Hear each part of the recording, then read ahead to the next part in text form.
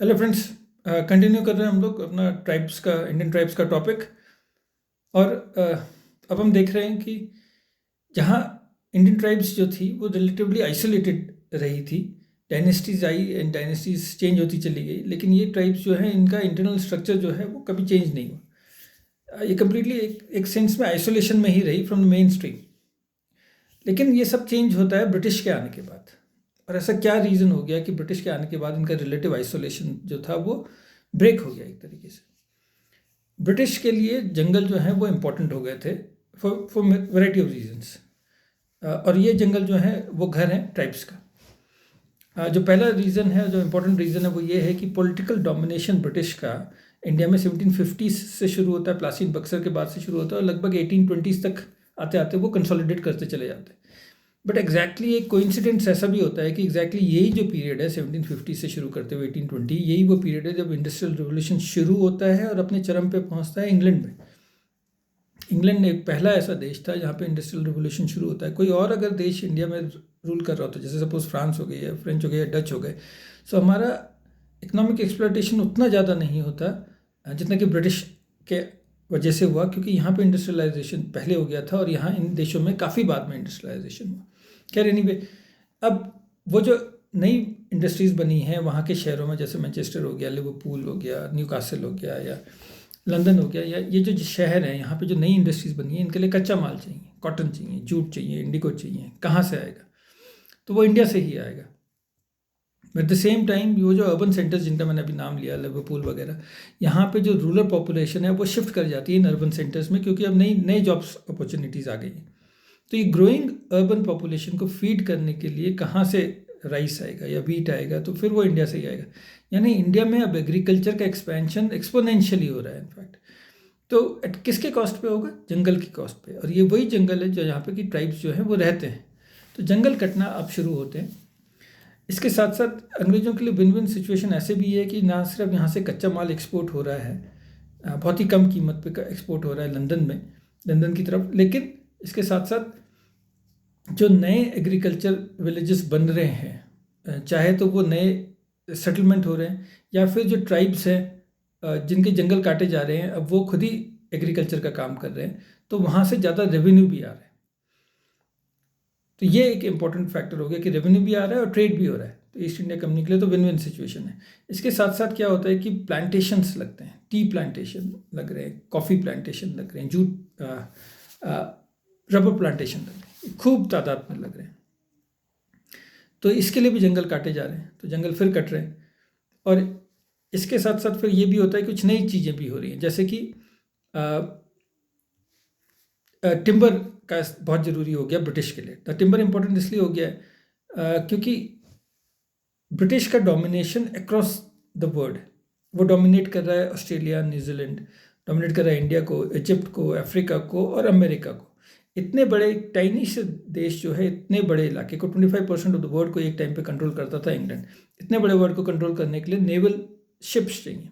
ये शिप्स किस लकड़ी से बनते हैं? ओक की लकड़ी से बनते हैं, और उसको खूब इनडिस्क्रिमिनेटली काटा गया है लंदन में या इंग्लैंड में।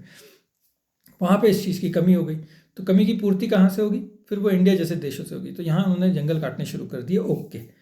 इसके साथ साथ अब 1850s के बाद रेलवेज आने लग गई। रेलवेज के लिए, स्लीपर्स के लिए ज़रूरी होता है पेड़।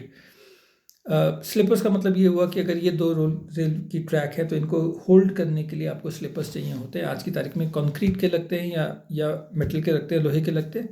पहले ये लकड़ी के लगा करते थे। तो अगेन पेड़ इंपॉर्टेंट हो गए। तो अगर पेड़ इतने इंपॉर्टेंट हो गए हैं इनके लिए, और ये भी पेड़ इसलिए भी इंपॉर्टेंट हो गए, एक ही तरीके के पेड़, इनको मोटे चाहिए और लंबे पेड़ चाहिए। तो फिर आप देखोगे कि इन्होंने क्या करना शुरू कर दिया, इन्होंने साइंटिफिक फॉरेस्ट्री का कॉन्सेप्ट लेके आया कि भाई अब एक ही तरीके के पेड़ लगेंगे। तो जहाँ फॉरेस्ट डाइवर्सिफाई था, इन्होंने काटना शुरू कर दिया और एक ही तरीके, जैसे सपोज के लिए साल का पेड़ है। आप उत्तराखंड में भी देखोगे आज की तारीख में भी खूब साल के पेड़ मिलेंगे और साल ही साल मिलेंगे। कोई और वैरायटी का पेड़ कम ही देखने को मिलता है। वो अंग्रेजों का लगा हुआ है, क्योंकि उनको ज़रूरत थी एक मोटे तने की, एक हार्ड वुड की, जो कि लंबा हो। पाइन ट्री आप देखो तो खूब तादाद में पाइन ट्री लगाए हैं। मकसद वही था, उसको काटना था और उसको लेके जाना था, उसका इस्तेमाल करना था। हमने पहले भी देखा है कि जंगल जो है वो कितना इम्पोर्टेंट है ट्राइब्स के लिए एक डाइवर्सिफाइड जंगल कितना इंपॉर्टेंट है ट्राइब्स के लिए, उन्हें हर तरीके की चीज़ मिल जाती है। और यहाँ वो डाइवर्सिफिकेशन हटा दिया गया है और एक ही तरीके के जो पेड़ हैं वो लगा दिए गए हैं। इसके साथ साथ फॉरेस्ट एक्ट भी आता है 1865 का, जिसको अमेंड किया जाता है 1878 में। और नया कॉन्सेप्ट आता है रिजर्व फॉरेस्ट का या प्रोटेक्टेड फॉरेस्ट का, जहाँ से कि ट्राइब्स हो गए या विलेजर्स जो हो गए अपने चारे के लिए, घर पे चूल्हा जलाने के लिए लकड़ियाँ वगैरह दे के नहीं जा सकते। तो वो कम्युनिटी जो 100% डिपेंडेंट है फॉरेस्ट पे, वो किस तरीके से सर्वाइव करेगी, ये फ़र्क पड़ गया।